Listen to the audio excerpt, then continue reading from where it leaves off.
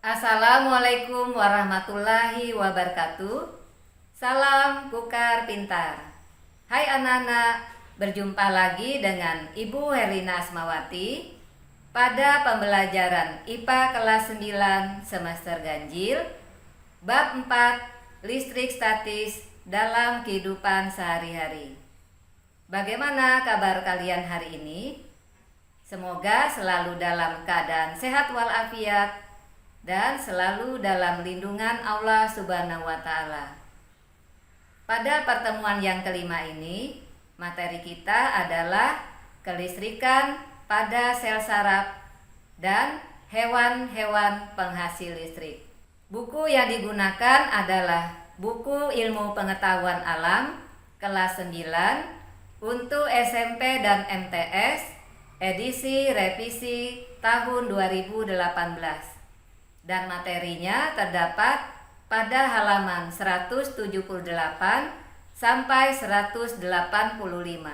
Tujuan pembelajaran kita hari ini adalah diharapkan peserta didik mampu mengidentifikasi bagian sel saraf, mampu menjelaskan fungsi akson dan neurit, mampu menyebutkan zat kimia yang berfungsi menghantarkan rangsangan listrik, mampu menjelaskan tentang kelistrikan pada saraf manusia, mampu mengidentifikasi hewan-hewan yang menghasilkan listrik, dan mampu menyebutkan sistem khusus pada hewan yang dapat menghasilkan listrik.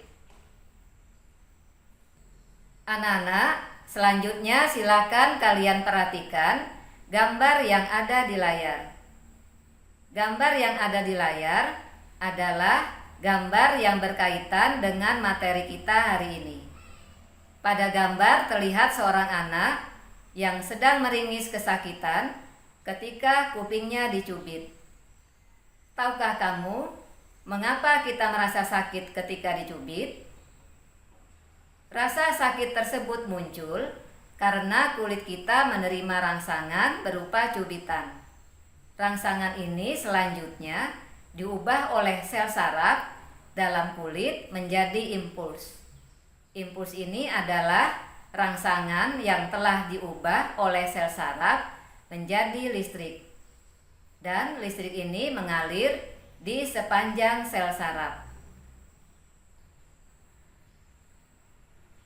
Nah, anak-anak, agar kalian lebih memahami lagi tentang sel saraf dan bagaimana sel saraf itu mengantarkan listrik atau impuls, silakan kalian simak uraian materi berikut ini.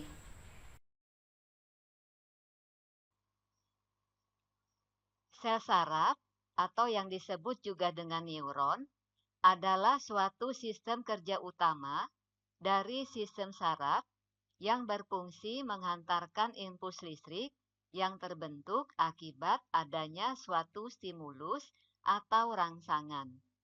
Jadi, sel saraf atau neuron merupakan unit dasar sistem saraf yang berfungsi menghantarkan impuls listrik yang terbentuk akibat adanya suatu stimulus atau rangsangan.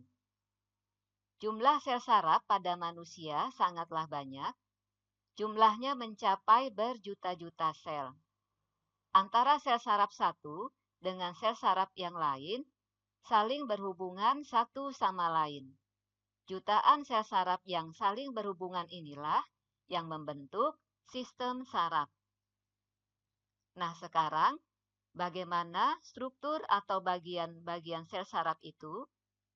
Struktur atau bagian-bagian sel saraf itu bisa kita lihat pada slide berikut ini.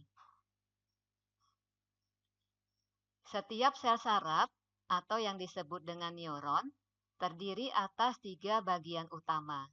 Yang pertama adalah badan sel, kedua dendrit, dan ketiga akson atau yang disebut dengan neurit. Strukturnya bisa dilihat pada gambar berikut ini. Inilah struktur sel saraf kita. Ada badan sel berwarna kelabu keungu-unguan, di dalamnya terdapat inti sel atau nukleus yang dikelilingi oleh sitoplasma. Sitoplasma adalah cairan yang mengandung organel-organel sel seperti mitokondria, ribosom, badan Golgi, dan retikulum endoplasma. Jadi, di dalam badan sel terdapat inti sel atau nukleus. Badan sel memiliki tonjolan-tonjolan yang bercabang-cabang dan berbentuk seperti cabang pohon. Tonjolan-tonjolan badan sel yang bercabang-cabang dan berbentuk seperti cabang pohon ini dinamakan dengan dendrit. Nah, dendrit inilah yang berhubungan langsung dengan panca indera kita. Penonjolan badan sel berbentuk panjang dan silindris disebut dengan neurit atau yang disebut dengan akson. Setiap satu sel saraf hanya memiliki satu akson. Pada ujung akhir akson disebut dengan terminal akson.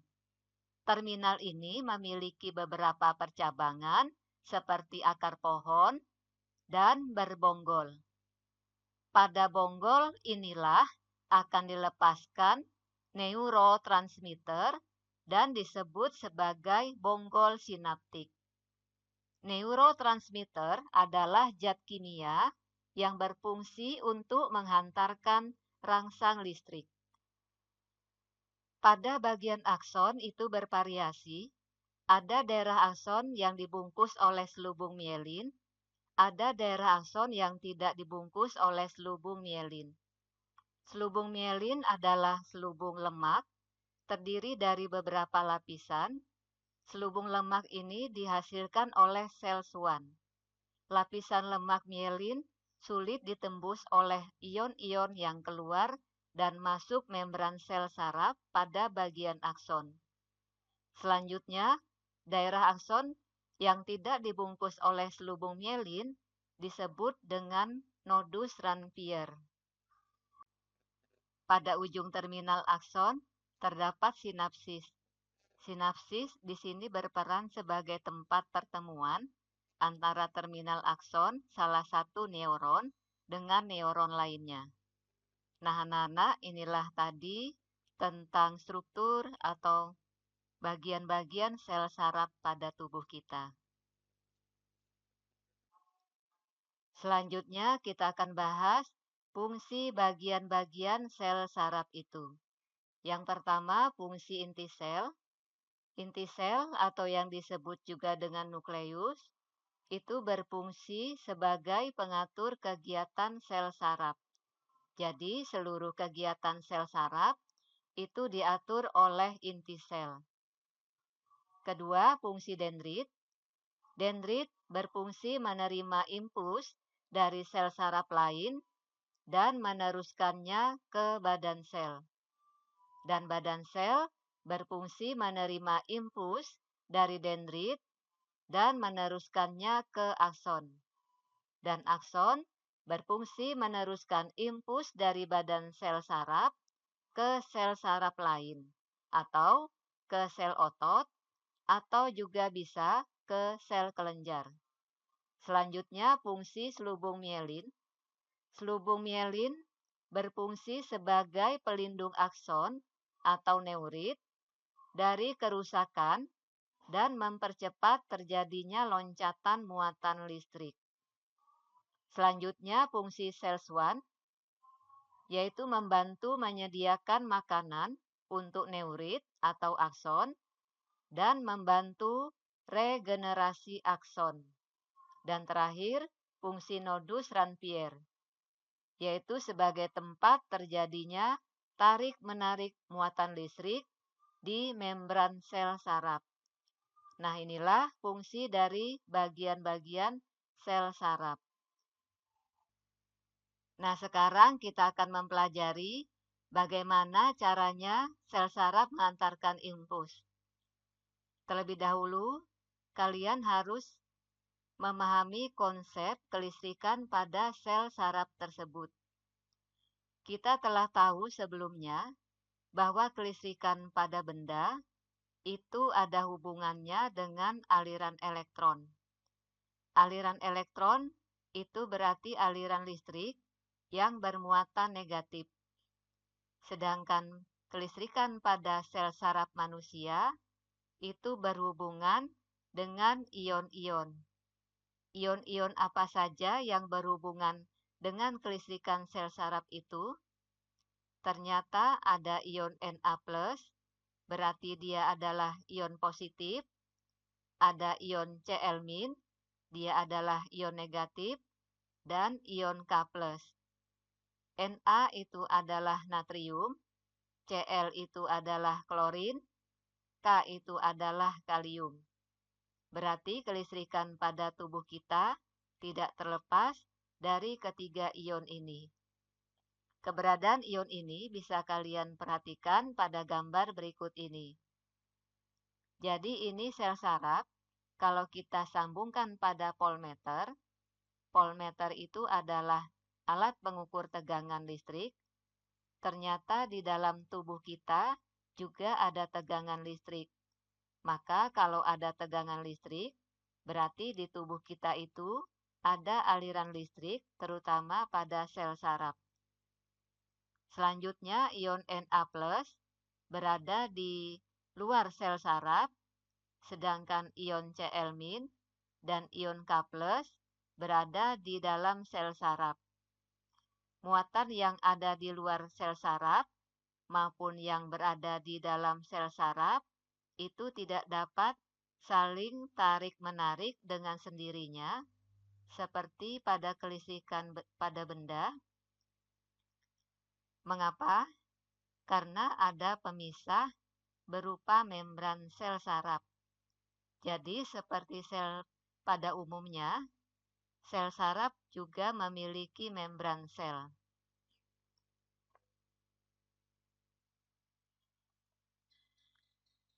Saat neurotransmitter dilepaskan dari ujung akson suatu sel saraf ke dendrit pada sel saraf lain, setelah itu neurotransmitter akan mengakibatkan impuls diteruskan atau berjalan.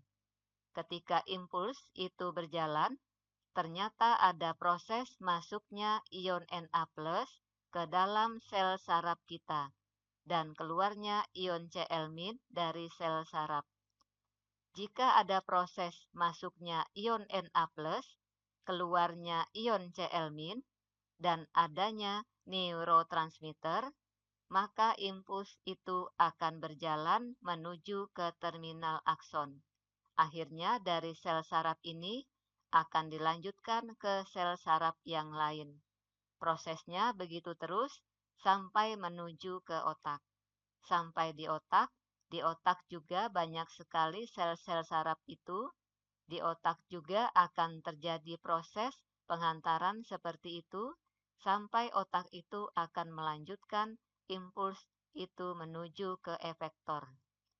Efektor itu adalah bagian organ tubuh kita yang berfungsi memberikan efek. Misalnya kalau tadi kuping kita dijewer, maka efektor itu adalah wajah kita. Wajah kita akan refleks meringis, menandakan bahwa kita kesakitan saat kuping kita dijewer.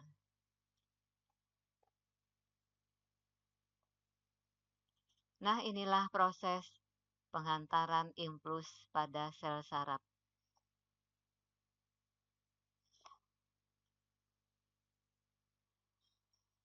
Nah, anak-anak, sel saraf sering diibaratkan seperti kabel listrik karena memiliki bentuk dan mekanisme kerja yang hampir sama. Nah, coba kalian perhatikan gambar berikut ini. Jika sel saraf itu diibaratkan kabel, bagian sel saraf mana yang memiliki sifat yang sama dengan plastik pada kabel? Bagaimana sifat hantaran listriknya? Ya, bagian sel saraf yang memiliki sifat yang sama dengan plastik pada kabel adalah selubung mielin.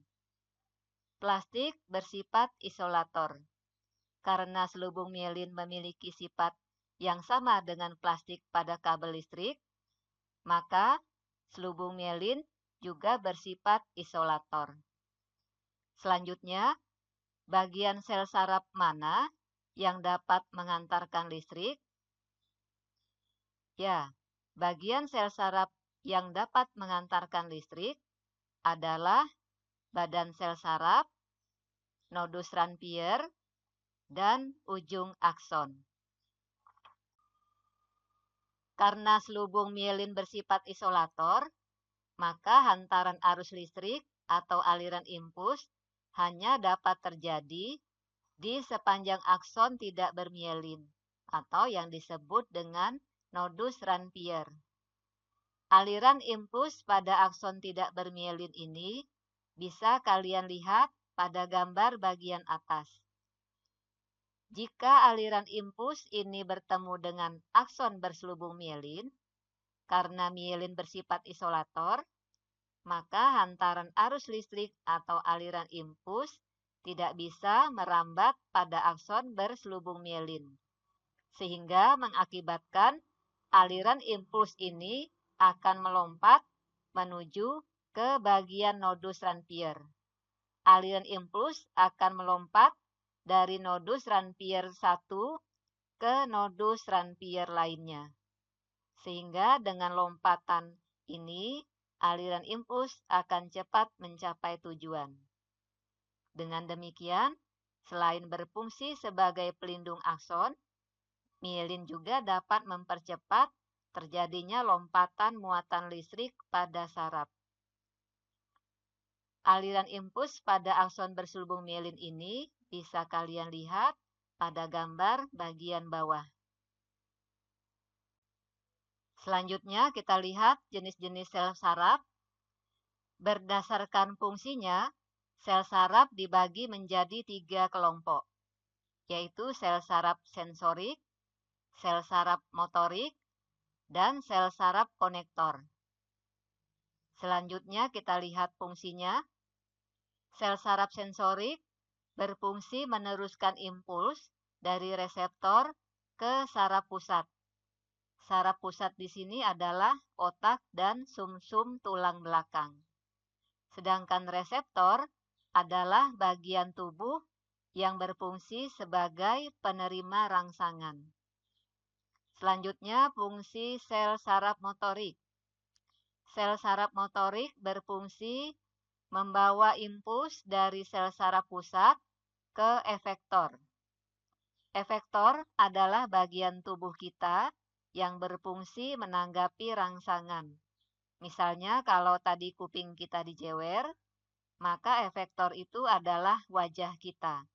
Wajah kita itu akan refleks meringis. Dan terakhir, fungsi sel saraf konektor.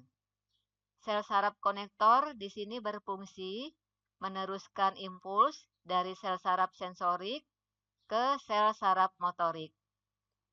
Nah, bentuk dari sel saraf masing-masing bisa kalian lihat pada gambar berikut ini. Nah, anak-anak, demikian materi kita tentang kelistrikan pada sel saraf. Selanjutnya kita akan membahas materi tentang hewan-hewan penghasil listrik.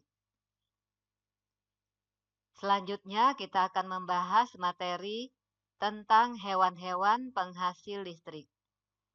Seperti manusia, hewan juga menghasilkan listrik sebagai impuls rangsang dalam tubuhnya untuk menanggapi rangsangan, bergerak, berburu mangsa, melawan predator, atau bahkan navigasi. Pada umumnya, arus listrik yang dihasilkan sangat lemah. Tetapi ada beberapa hewan yang dianugerahi keistimewaan oleh Tuhan Yang Maha Esa, sehingga mampu menghasilkan arus listrik yang sangat kuat. Hewan apa sajakah yang mampu menghasilkan arus listrik yang kuat? Nah, silakan kalian cari informasinya di tayangan video berikut ini.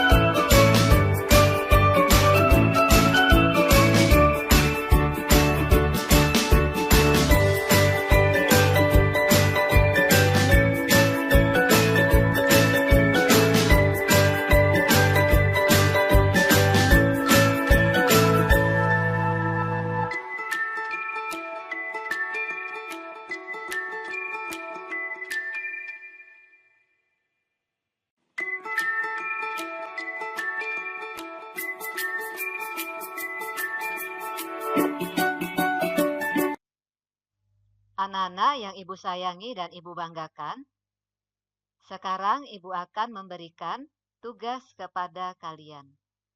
Tugas pertama, jawablah pertanyaan berikut ini dengan benar. 1. Identifikasi bagian-bagian sel saraf pada manusia.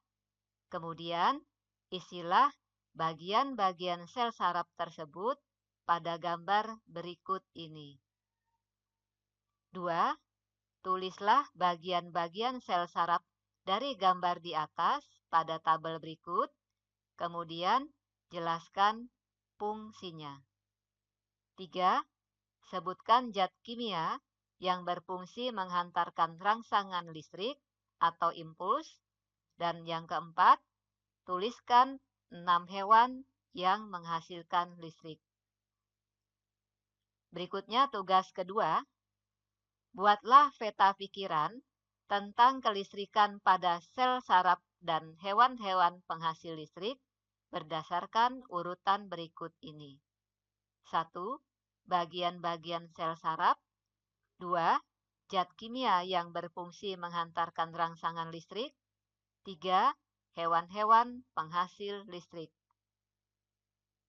Nah, ini adalah contoh peta pikiran yang Ibu buat. Peta pikiran ini hanya sekedar contoh. Kalian boleh membuat peta pikiran sesuai dengan selera dan kreasi kalian. Anak-anak, dari uraian materi yang Ibu sampaikan tadi, dapat disimpulkan bahwa sel saraf bisa menghantarkan impuls atau listrik karena adanya rangsangan. Dan sel saraf ini terdiri dari 3 bagian utama, yaitu badan sel, dendrit, dan akson. Zat kimia yang berfungsi menghantarkan rangsangan listrik adalah neurotransmitter. Hewan-hewan penghasil listrik adalah ikan belalai gajah, ikan pari listrik, ikan kepala martil, echidna, belut listrik, dan lele listrik. Nah, anak-anak, bagaimana perasaan kalian setelah mengikuti pelajaran IPA hari ini? Semoga dapat dipahami. Dan ingat, kunci kesuksesan adalah belajar sungguh-sungguh, tidak mudah putus asa, dan selalu berdoa. Terima kasih kalian telah mengikuti pelajaran Ibu hari ini. Semoga bermanfaat dan semoga apa yang kita lakukan hari ini menjadi amal ibadah buat kita semua. Wassalamualaikum warahmatullahi wabarakatuh. Salam Kukar Pintar.